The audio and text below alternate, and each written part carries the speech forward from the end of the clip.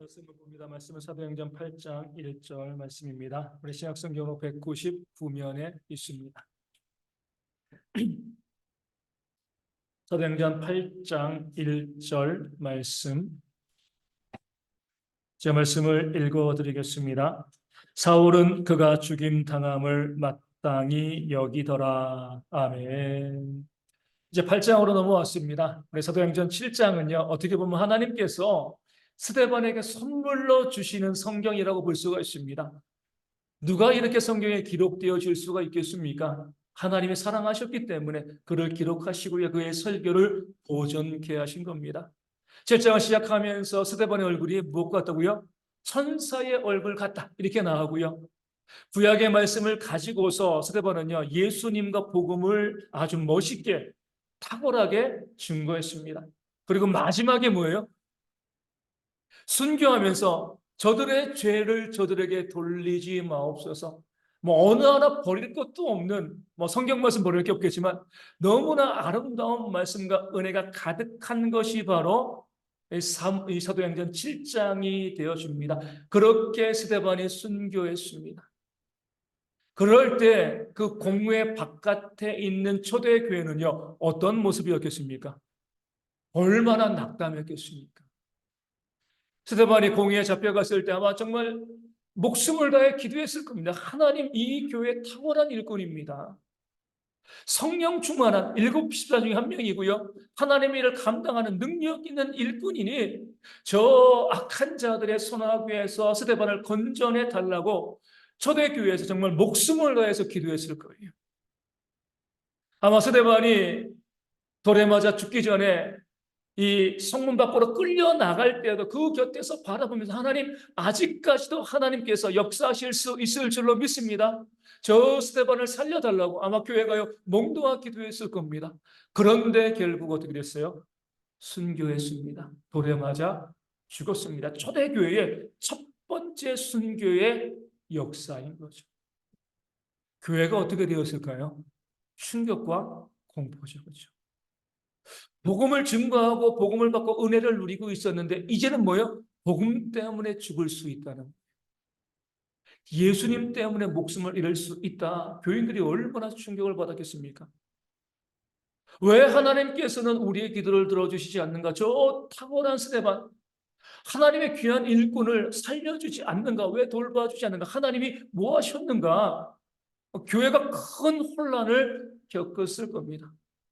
그러면서 또 한편으로는요, 기대를 했겠죠. 하나님, 저 스데반을 하나님 품으로 안겨가셨으니까, 안아주셨으니까, 이제 저 스데반을 대신할 수 있는 또 탁월한 인물을 이 교회 가운데, 우리 교회 가운데 어렵게 해달라고 그렇게 기도하는 무리도 있었을 겁니다.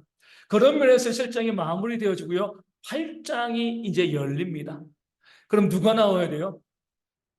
좀 스데반만큼, 아니 더 탁월한 하나님의 일꾼이 등장해야 되는 것이 마땅하죠. 하나님께서 내가 너희를 잊지 않고 있어, 너희를 보호해 줄 거야. 그런 의미에서 또 새로운 인물, 또 일곱 집사 중에 또 다른 인물들 있잖아요.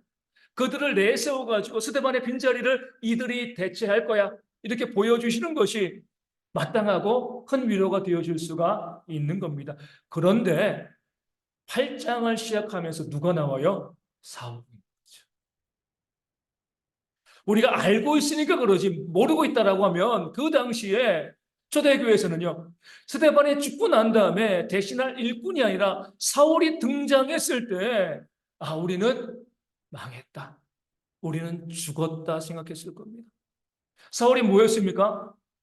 스데반을 죽이는데 앞장섰잖아요. 그렇죠? 교회를 잔멸하고요, 교회를 핍박하는 그런 인물이었습니다. 그런 악한 자가, 복음을 반대하고 예수님을 반대하는 그 악한 자가 역사의 전면에 등장하는 겁니다. 그럼 뭐예요? 이제 그가 주인공이 되어져서 교회를 핍박할 것이 너무나 당연한 겁니다. 하나님 왜 그러십니까? 그 스데반의 빈자리에 탁월한 주의 일꾼을 세우셔야지, 스데반을 죽인 그 악한 자를 그 자리에 세우시면 이 교회, 예수님의 십자가의 보혈 위에 세워진 이 교회는 어떻게 되는 겁니까? 온 교회가 두려움에 떨었을 거예요. 우리는 알고 있죠, 그렇죠? 하나님께서 사람들이 봤을 때는 그 사울이 주인공이 되어지는 것이 마땅하지 않은데 우리가 이후의 모든 말씀을 보게 되어지면 그 스데반의 빈자리를 채우고도요 더 놀랍게 역사한 인물이 바로 이 사울이었습니다. 나중에 사도 바울이 되어지는 거잖아요. 이게 바로 하나님께서 일하시는 거죠. 오늘 말씀의 제목이 뭡니까? 내게로부터 눈을 들어 주를 보기 시작할 때. 많이 들어보지 않았나요? 시선이라는 찬양의 가사입니다. 내게로부터 눈을 들어 주를 보기 시작할 때 그 다음 가사가 뭔지 아세요? 거기까지 실어야 되는데 지면상 너무 길어가지고 내게로부터 눈을 들어 주를 보기 시작할 때 주의 일을 보겠네. 이게 찬양의 가사입니다. 나를 바라보지 아니하고 하나님을 바라볼 때 비로소 뭐예요? 하나님께서 어떻게 역사하시는가, 하나님께서 어떻게 일하시는가, 이것을 바라볼 수 있다는 겁니다. 8장 1절이 그 사실을 보여주는 거예요. 하나님께서 우리 가운데 어떻게 역사하시는가, 우리가 도무지 상상할 수 없는, 생각할 수 없는 방향으로 하나님께서 일하신다. 그 사실을 사도행전 8장은 우리 가운데 보여주고 있는 거죠. 세 가지로 하나님의 역사가 나타납니다. 첫 번째로는요, 우리가 보지 못하는 곳에서 하나님께서 역사하신다는. 우리 눈으로 보는 것은 제한되어 있죠. 우리 뭐 이 교회 바깥에 뭐 있는지 아나요? 없잖아요. 내가 보는 것은 제한되어 있기 때문에 이것이 우리의 전부라고 생각합니다. 하나님은요, 우리가 보지 못하는 곳에서도 우리를 위하여서 일하신다는 그런 모습이 오늘 말씀 가운데 나와 있습니다. 공회에 있어서 누가 중심 인물이죠? 스데반이죠. 스데반을 죽이려고 하는 자들도 오직 스데반만을 주목하며 봤습니다. 또 공회 바깥에 있는 그런 교회 성도들도요. 누구를 바라보고 있는 거죠? 스데반을 바라보는 거죠. 스데반의 삶과 죽음에 교회의 성패가 달려 있었습니다. 스데반이 살면 교회가 부흥하는 것이고 그 스데반이 죽으면 교회도 끝나는 것이다. 이렇게 생각을 했거든요. 당연하잖아요. 그렇죠? 그 스데반에게 모든 시선이 집중되어 있고요. 또 누가 그 스데반을 보고 있었죠? 예수님께서 하늘의 보좌 우편에서 스데반을 보고 있었습니다. 공회에 있는 유대인들, 또 바깥에 있는 초대교회 성도들, 또 그 예루살렘의 무리들, 그리고 또 하늘에 계신 예수님까지 온통 시선이 그 스데반에게 집중되어 있는 거죠. 스팟라이트가 딱 스데반에게 고정되어 있는 겁니다. 다들 스데반만 보고요. 그 스데반의 생존에 교회의 명운을 걸고 있을 때 한번 이렇게 생각해 볼 수 있습니다. 우리 주님께서 보좌 우편에 서서 오직 스데반만을 바라보셨겠는가? 어떤 것 같아요? 오직 스데반만을 주목하셨을까요? 그렇게 볼 수가 없습니다. 분명히 스데반을 주목하며 보셨지만 동시에 우리 예수님은요 그 공회 안에 있던 사울을 주목하여 보신 줄로 믿습니다. 왜냐하면 그 사울이 택함을 받은 하나님의 일꾼이기 때문에 그래요. 사람들이 보는 것은 스데반입니다. 그에게 모든 것이 걸려있다. 모든 것이 달려있다고 생각하고요. 그 보는 것 가지고 판단하는데 하나님께서는요 전혀 다른 것, 우리가 보지 못하는 것을 바라보시면서 거기에 주목하고 있었음을 성경은 우리 가운데 보여주고 있습니다. 거기에서 하나님의 역사가 일어나는 거죠. 다시 말씀드리지만 초대교회는요 또 유대인들도 마찬가지입니다. 그 스데반의 생과 사에 복음과 교회의 성패가 달려 있다라고 보는데 하나님은요 아니야, 그렇지 않아. 나는 이미 충분히 다른 길을 준비하고 있고 다른 방법을 예비하고 있어. 스데반이 죽어도 문제가 없다는 거죠. 그렇게 하나님께서 우리가 보지 못하는 곳에서 역사하고 계심을요 이 사울은 또 스데반은 우리 가운데 보여주고 있는 겁니다. 엘리야가 그랬습니다. 구약의 선지자이죠. 홀로 갈멜산에서 450명의 바알의 선지자와 싸웠습니다. 악한 왕인 아합과 더 악한 사람인 아합의 아내 이세벨과 왕비와 싸웠습니다. 혼자 싸웠죠. 그렇죠? 얼마나 외로웠겠습니까? 그래도 열심을 가지고요. 목숨 걸고요. 하나님을 위해서 싸웠습니다. 갈멜산에서 싸워가지고 기도할 때에 하늘에서 불이 내려와서 그 엘리야의 제단을 태웠고요. 450명의 바알의 선지자를 죽였습니다. 이겼죠. 또 기도하니까 3년 반 만에 비가 내리면서 기근이 그치게 되었습니다. 정말 놀라운 그런 하나님의 역사를 엘리야는 보여줬습니다. 의기양양했습니다. 그런데 이 정도의 사건을 보면 어때요? 하나님을 믿어야 되는데 아합의 아내는 이세벨은 무엇이라고 이야기해요? 조금도 흔들리지 아니하고요. 내가 엘리야 너를 죽여버리겠다. 이렇게 이야기를 합니다. 기가 막힌 장면이죠. 하나님의 역사, 살아계신 그 능력을 바라봤는데도요, 악한 자는요, 그런 능력을 봐도요, 흔들리지 않습니다. 그 악한 길을 계속 걸어가는 거예요. 그럴 때 엘리야가 낙담하게 되어지는 겁니다. 혼자 싸워왔거든요. 하나님을 위해서 정말 그 악한 자들과 수백 명의 그런 이방의 제사장들과 목숨 걸고 싸웠습니다. 하나님을 위해서 자기 삶 아끼지 않냐고 도전해 왔는데, 그런데 그에게 주어진 것은요, 왕비에 의한 사형 선고예요. 로뎀나무 아래에서 엘리야가 하나님께 기도합니다. 조카오니 내 생명을 취하여 주옵소서. 죽여달라는 거예요. 나 못하겠습니다. 내가 하나님을 위해서 얼마나 열심히 했습니까? 나 혼자서 아합과 이세벨과 싸웠고요. 450명의 바알의 선지자와 싸웠습니다. 목숨 걸고 오직 하나님 위해서 이렇게 애쓰고 수고했으면 뭔가 변화를 보여야죠, 하나님. 뭔가 열매가 있어야죠. 이렇게 열심히 수고하고 애써서 하나님의 이름을 드러냈는데 고작 저에게 주신 것이 사형 선고입니까? 차라리 하나님 사람들에서 내가 죽게 하지 마시고 하나님이 내 생명을 취해달라고 완전히 우울증에 빠져버린 거예요. 그러지 않겠습니까? 나 혼자 정의를 위해서 싸웠습니다. 옳은 것 위해서 싸웠어요. 결과가 있어야죠. 그렇죠? 그것 때문에 내가 오히려 모든 사람들에게 왕따당하고요. 멸시당하고 내가 모든 것을 잃어버리면요. 낙담하고 실망하게 되어지는 거죠. 살고 싶은 의욕이 없어지는 겁니다.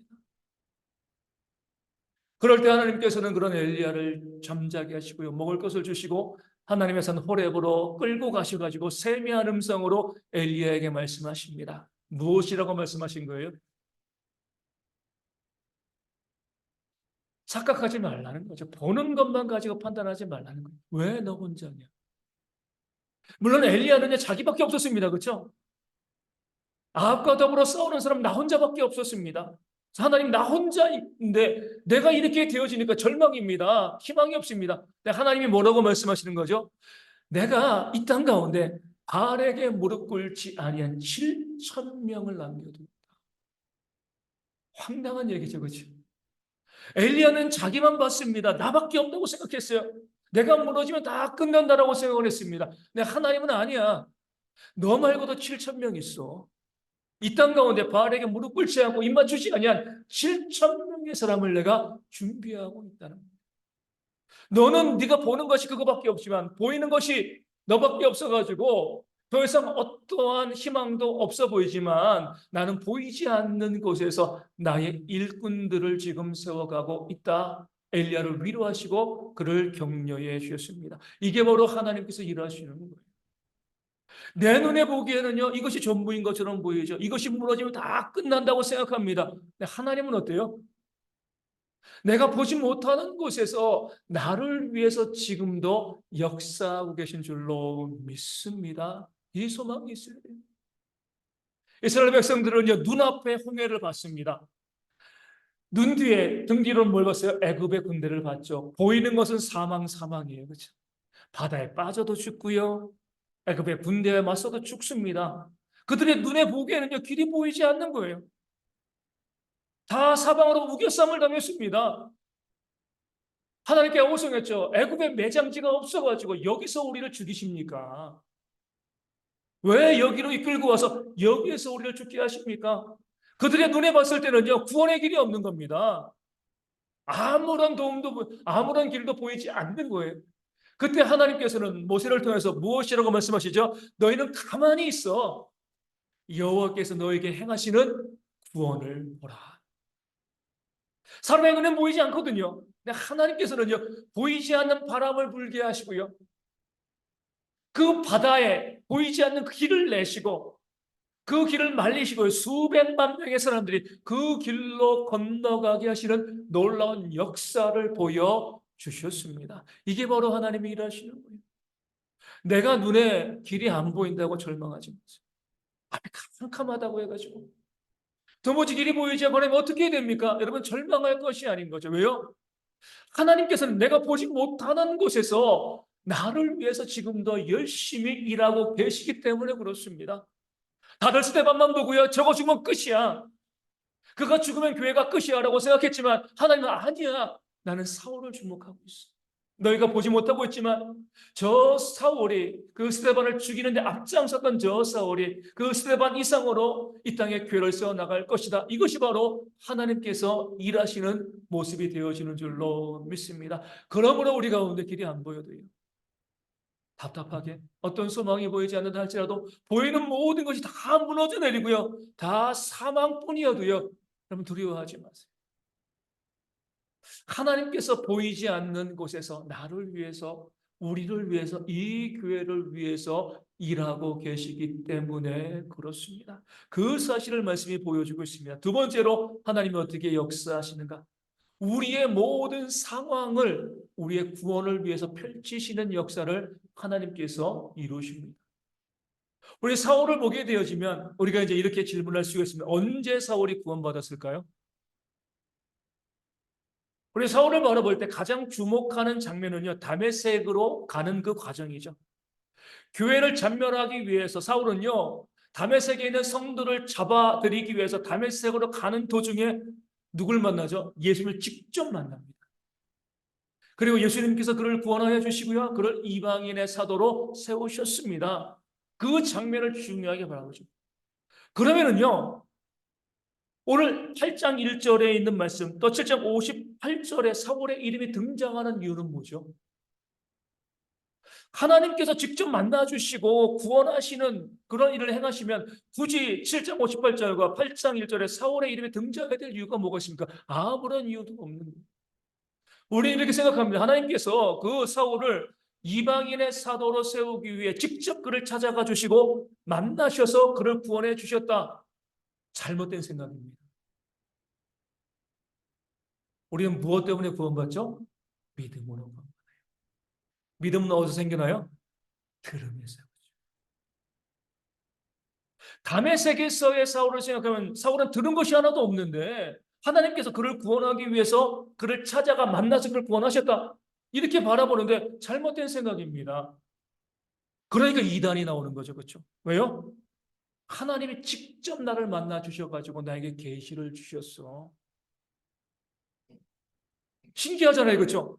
나는 하나님을 본 적이 없는데 하나님께서 사울을 만난 것처럼 직접 나를 만나가지고 하나님의 계시를 주셨다. 여기에서 이단이 시작되어지는 거 미혹당하는 거잖아요. 지난주에 재미있는 기사를 봤습니다. 한 30년 넘은 것 같아요. 뉴욕에 뉴욕 매츠라는 그런 이제 야구팀이 있습니다. 뉴욕에 또 어떤 팀이 있죠? 양키즈. 그러니까 매치는 항상 2등이에요. 뉴욕에서. 양키즈가 1등이고. 열등감이 좀 있는데 나름대로의 문화가 있는데요. 1980년대인가? 80년대 같아요. 스포츠 미국에는 스포츠지에 아주 기가 막힌 이 사진과 기사가 실렸습니다. 뉴욕 매치가 괴물 투수랑 이 계약을 했다는 겁니다. 그는 하버드 출신으로 요가를 하는 사람인데 무려 공을 시속 270km로 던진다는 거예요. 야구 보시는 분은 잘 모르죠? 최고의 투수들은 지금 몇 킬로 던지, 160 던지면 아주 최고입니다. 270이면은요, 말도 안 되는 거죠. 그런 귀한 인물이 있어가지고 막 이 포수가 공을 받고 손이 아픈 그 사진들, 뭐 감독이랑 사진 찍고 다 했어요. 나중에 보면 뭐예요? 만우절 장난이었습니다. 누가 270kg를 던져요, 그렇죠? 그런데도 사람들이 믿는 거예요. 소망이 있으니까. 그래, 우리 뉴욕 매치가 정말 최고의 팀이 되었으면 좋겠어. 그런 소망을 가지니까 어때요? 믿는 거예요, 그게. 말도 안 되는 소리인데 그것을 믿고요. 막 스포츠 단장들이 막 찾아가가지고 정보를 캐고 막 난리가 났다는 거죠, 그때. 그 기사를 보면서 이게 이단이 이럴 수 있구나. 내가 뭔가 갈급함이 있는데 내가 정말 직접 하나님을 만났어. 나에게 계시가 주어졌어. 난 하나님과 직통이야. 거기에 몰려드는 거예요. 말도 안 되는 소리 같지만 내가 간절함이 있으면은요, 거기 넘어가 버리는 거죠. 그렇게 내가 직접 하나님을 만나서 구원받았다라고 이야기하는 사람들이 있습니다. 다 잘못됩니다. 왜냐하면 하나님은요, 신실하시고요, 보편적이시고요, 차별하지 않는 하나님이십니다. 누구는 만나서 구원하시고, 특별하니까, 그렇죠? 누구는 복음 듣고 구원받게 하시고, 이렇게 하시나요? 그런 하나님이 아니에요. 직접 만나가지고 사울처럼 구원하실 수 있으면은요, 우리도 그렇게 구원해 주시면 되는 거잖아요. 복음을 증거할 이유, 선교할 이유가 뭐가 있습니까? 직접 나타나가지고 그 사람을 구원하시면 되는데 하나님은 그렇게 역사하지 않습니다. 말씀의 원리는요, 믿음은 들으면서 나오고 오직 믿음으로 구원받는 거죠. 구약의 아브라함이 창세기 12장에서 하나님을 만나죠. 내가 너에게 지시할 땅으로 가라. 갔습니다. 그럼 아브라함이 그때 처음 하나님 만난 겁니다. 그럼 처음 하나님을 알았을까요, 그때? 아니죠. 그의 아버지 데라가 비록 우상을 만드는 자였지만 데라를 통하여서 그의 할아버지를 통하여서 그 주변 사람들을 통해서 하나님에 대한 이야기를 들은 거죠. 그 들음으로 믿음이 있을 때 물론 그 믿음의 뿌리만 있는 거죠. 그때 하나님 만나 주셨고 그를 믿음의 조상으로 만드신 겁니다. 사울도 마찬가지예요. 다메섹 이전에 사울이 복음이 들었다는 증거가 오늘 본문 가운데 나와 있잖아요. 사울은 스데반이 죽임 당함을 마땅히 여겼다고 그랬습니다. 요즘 이 법의 제도를 보면 이 사울은 뭐예요? 검사와도 같은 거죠. 기소하고 사형을 구형한 거예요. 사울을 사도 스데반을 죽이는데 중심 인물로서 그 스데반이 공의에서 하는 설교를 다 들었습니다. 그 설교를 다 듣고 난 다음에 어때요? 이가 죽는 것이 마땅하다. 물론 그 들은 즉시 그가 믿음으로 반응하지 못했지만 복음을 그 공회에서 분명히 들었고 그 믿음의 씨앗이었대요. 그 가운데 들어가 있고 그 다음에 주님께서 다메섹으로 가는 도중에 사울을 만나 주신 겁니다. 그래서 구원받은 전혀 듣지도 않았는데 주님 만나고 구원받은 것이 아니라 들었기 때문에 공회에서 비록 반대했지만 복음을 들었기 때문에 들음 이후에 주님을 만나고 구원받게 되어진 거죠. 그러면서 공회는요. 스데반을 죽이는 그 자리는요, 하나님께서 이 사울을 구원하기 위해서 그를 강제로 거기에 밀어 넣으신 장소가 되어지는 겁니다. 그를 쓰시고요, 그를 구원하셔야 되니까, 복음을 들어야 되니까, 공회에 사울을 집어넣으시고, 거기서 그로 하여금 복음을 듣게 하시고, 나중에 만나서 하나님의 일꾼으로 세우신 그런 역사가 공회 가운데 일어나게 되어진 거죠. 물론 사울은요, 그런 하나님의 역사를 몰랐을 거예요. 알지 못했습니다. 하나님께서 그런 뜻이 있어서 그곳에 갔다라고 생각하지 않지만 하나님께서는요, 그런 상황 가운데 억지로 사울을 밀어 넣으심을 통해서 그를 세우시고 하나님의 일꾼으로 만들어 가신 거죠. 이게 바로 하나님께서 일하시는 모습인 거죠. 내가 전혀 원치 않는 상황으로 내가 처박힐 때가 있습니다. 정말 싫어하는, 바라고 싶지 않은 그런 상황으로 내가 곤두박질을 칠 때가 있어요. 근데 우리가 믿는 사람이라고 하면 왜 하나님께서 나를 그 상황 가운데 밀어 넣으시는가? 왜요? 거기에서 하나님의 구원의 역사가 있기 때문에 그렇습니다. 사람의 생각으로는요, 그런 상황에 들어가면 끝장이죠, 그렇죠? 하지만 하나님께서는요, 내가 거기에 들어가야지만 나를 구원해 내실 수 있기 때문에 나를 거기로 밀어 넣으시는 겁니다. 시편 23편에서 다윗이 고백합니다. 내가 사망의 음침한 골짜기를 지날 때라도 목자가요, 양을요, 사망의 음침한 골짜기로 끌고요. 왜요? 그 사망의 음침한 골짜기를 지나가야지 쉴 만한 물가와 푸른 풀밭이 있기 때문에 그렇습니다. 양들의 입장에서는 사망의 음침한 골짜기에 갔을 때 두렵겠죠. 왜 여기로 우리를 죽이려는 것이 아닌가? 하지만 목자의 입장에서는요, 얘들아, 여기를 지나야지만 너희가 먹을 양식과 물이 있어. 어쩔 수 없이 여기를 지나가야 된다라고 목자 그 마음을 가지고 그 양들을 이끌어 가는 거죠. 요셉은요, 형들에게 배반당해서 노예가 되고요, 또 모함당해서 죄수가 되었습니다. 인생의 황금기를 노예와 죄수로 살아간 거죠. 왜요? 그래야지 애굽의 정리가 될 수 있으니까. 거기서 하나님의 구원의 역사가 있으니까 그렇습니다. 아버지 집에 계속 살고 있었으면은요, 다 굶어 죽는 거죠, 그렇죠? 그 백성을, 하나님의 약속된 백성을 구원하기 위해서 곤두박질 쳐지고 또 곤두박질 쳐졌습니다. 인생의 황금기가 정말 잿빛으로 물들어 있었지만 거기에 들어 갔기에 하나님이 그를 구원해 내시고요. 그 상황 가운데 하나님의 놀라운 역사를 보여주신 줄로 믿습니다. 다니엘의 세 친구는 어디 들어갔습니까? 7배나 뜨거워진 풀무불로. 죄 지었나요? 아니죠. 우상에 절하지 않았다는 이유만 가지고요. 7배나 더 뜨거워진 풀무불, 그 상황으로 그들이 던져졌습니다. 근데 그 안에 들어가니까 거기서 누굴 만나요? 그 안에 함께 하시는 예수님을 거기서 만났습니다. 풀무불 속에서. 그리고 머리털 하나 타지 아니하고요. 온전한 모습으로 나와서 더 왕의 신임을 받게 되어진 거죠. 다니엘도 그러잖아요. 기도하다가 왕의 미움을 신하들의 미움을 사가지고요. 사자굴에 던져졌습니다. 다 죽었다고. 사자굴에 던져지니까 죽는 것밖에 없잖아요. 그런데 하나님께서는 그 사자의 입을 봉하시고요. 다니엘을 살리시고 나와서 그의 대적들을 치게 하시고 이기게 하시는 그런 역사를 보여주셨습니다. 이게 바로 하나님께서 일하시는 거예요. 욥도요, 그 고난 가운데 있었기 때문에 고난을 지나고 갑절의 하나님의 은혜를 받았습니다. 왜 우리에게 고난이 다가오는가? 감당할 수 없는 어려운 일들과 문제 가운데 왜 하나님께서 우리를 집어넣으시는가? 하나님 뭐 하시는가? 왜 우리렇게 힘들게 하시는가? 그 안에 들어가야지만 우리가 경험할 수 있는 하나님의 놀라운 역사가 있기 때문에 앞서 말씀드린 것처럼 앞에는 홍해고 뒤에는 애굽의 적병이라는 그런 상황이 있어야지요. 바다가 갈라지는 기적을 경험할 수 있는 거예요. 하나님의 역사를 바라볼 수 있게 되어지는 겁니다. 그런 면에서 우리가 도무지 어떻게 할 수 없는 상황 가운데 우리가 빠져들어갔을 때 오히려 감사하고 찬송합니다. 그 아래서 하나님께서 건지시고 구원하시는 놀라운 역사가 반드시 일어날 것이기 때문에 그렇습니다. 그 마음 가지시고요. 어떤 상황 가운데도 두려워하지 아니하고 소망하고 기대할 수 있는 그런 모습, 그런 마음들이 우리 가운데 있기를 소망합니다. 마지막으로 하나님께서 일하시는 방식은요, 선을 악으로 만드시는 거죠. 누가 생각이 나겠습니까? 사울이 사도 바울 된 거예요. 그렇죠? 뭐 하는 사람이었습니까?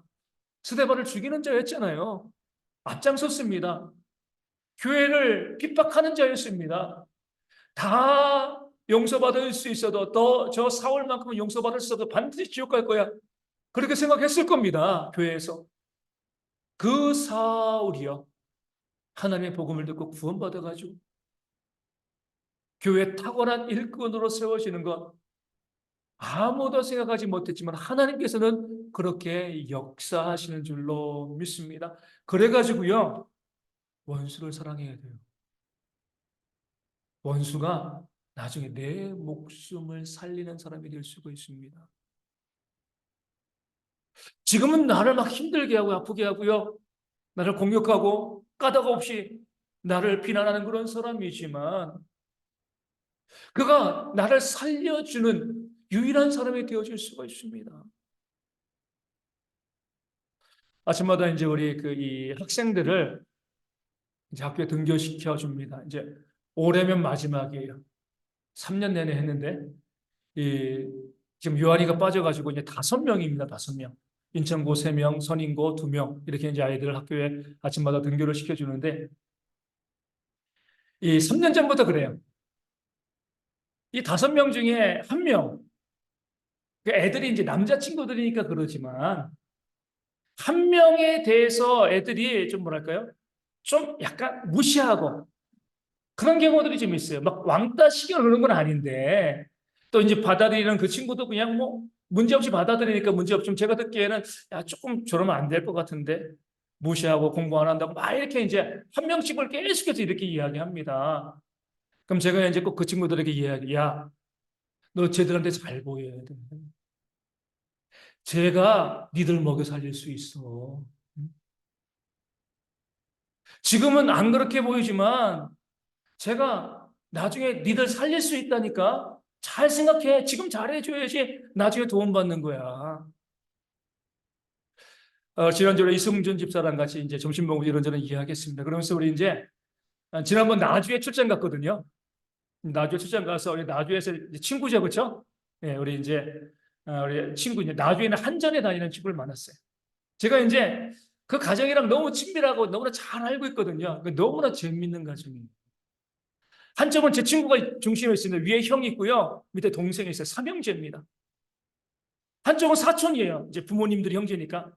이제 그 이 나주에 있는 친구가 막내고요. 위에 누나가 있고요. 또 형이 있어요. 이남 일녀예요. 근데 이 형제인데 형제의 자녀들이잖아요. 그렇죠? 그 부모님도 좀 잘 알고 친밀하거든요. 그런데 이제 이 두 라인이요. 너무 달라요. 한 라인은 공부를 너무 잘해요. 한쪽 라인은 공부랑 담을 쌓고 삽니다. 형제인데. 그러니까 이제 한쪽 라인에 이제 나주에 있는 그 친구네 그 형은요. 제가 다니는 이제 고등학교 다닐 때 전교 1등이었어요. 그때 이제 이 서울대 한 12명, 13명씩 갔거든요. 그 학교에서. 그런데 전교 1등이니까 당연히 서울대. 그때는 의대보다 공대를 먼저 갔거든요. 공대를 더 이제 알아주니까 서울대 공대 간다고 생각을 했는데 시험을 못 봤습니다. 학력고사에서. 시험을 못 봐서 간 데가 한양대 공대예요. 예, 거기도. 근데 서울대 공대 당연히 뭐 수석이냐 아니냐 이런 사람인데 시험을 못 봐서 한양대 공대 갔으니까 좀 안타깝죠, 그렇죠? 자기보다 공부 못했던 고등학교 동기들은 다 서울대 갔는데 동생은 이제 이제 저보다 한 살 어린데 유아교육과 나왔어요. 중앙대 유아교육과 그렇게 나왔어요. 그리고 막내는 결국 서울대 갔습니다. 한양대, 중앙대, 서울대. 그러니까 다 서울대 갈 만한 사람들이 공부 잘했습니다. 이 오른쪽 제 친구네.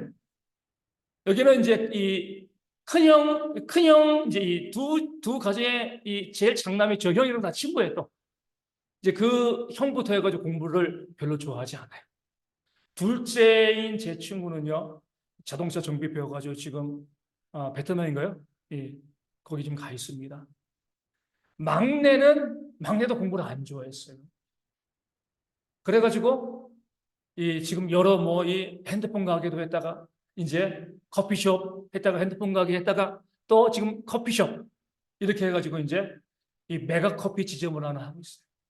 우리 지난번에 우리 성준 집사님이 이 나주에 가서 막내가 서울대 나온 막내가 한전 나주 본부에 있거든요. 이제 한전에 가서 이제 공기업 좋은 직장에 제가 나가가지고 이제 출장 가가지고 만났어요. 이런저런 이야기하다가 이제 그 막내가 이렇게 이야기하는지 우리 6명 중에 누가 제일 성공했는가? 누굴까요? 메가커피. 대학 서울대 중앙, 그러니까 이제 한양대 중앙대 서울대. 여기는 대학이랑 거의 담싸고 이쪽은 공부 신경 안 쓰고 살아가는 집안이었어요. 한전도 좋은 직장이죠, 그죠? 공기업이니까 뭐 서울대 출신에 이제 한전 다니고 있으니까 뭐 이제 그런데 자기가 보기에도 우리 집안 중에서 제일 돈 잘 벌고 제일 성공한 것은 우리 공부 안 했던 이 사촌 형이죠. 뭐 사촌 형. 이 메가커피 하는 그 형이야. 제일 잘 됐어. 사람 인생 모르는 거예요. 그렇죠? 우리가 봤을 때. 한양대, 공대, 서울대 다 서울대 다니고 공부 안 하고 그렇다고 인생과 미래가 결정되어지는 건 아닙니다. 세상에서도 그런데 하물며 하나님이시겠습니까? 지금 내 곁에서 정말 모자라 보이고요.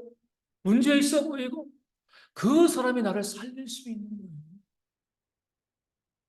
내 삶의 어려운 문제를 도와줄 수 있는 그런 사람이 되어줄 수가 있는 겁니다. 그렇기 때문에 뭐예요?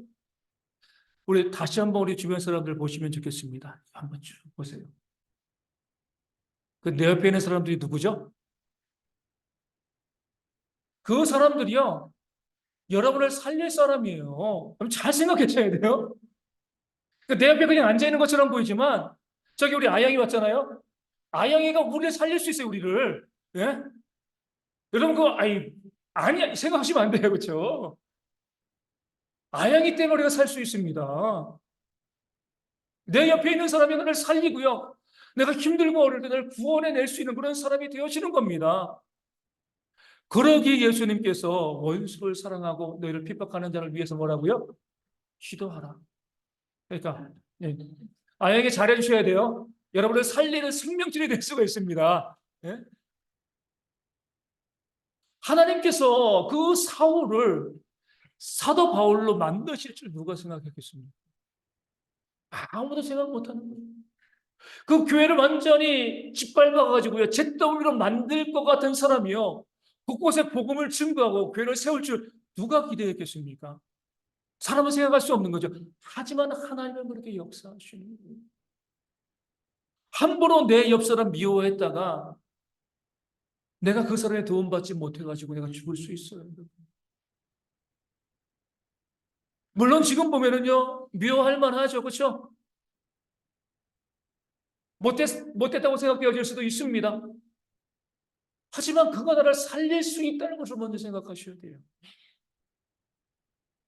하나님께서 그렇게 일하시고 그렇게 역사하시기 때문에 그렇습니다. 이 역사를 바라보는 것이요, 우리 신앙인인들, 우리 교회가 되어져야 하는 겁니다. 내가 안 보여도요, 하나님은 일하고 계세요. 보이지 않는 곳에서.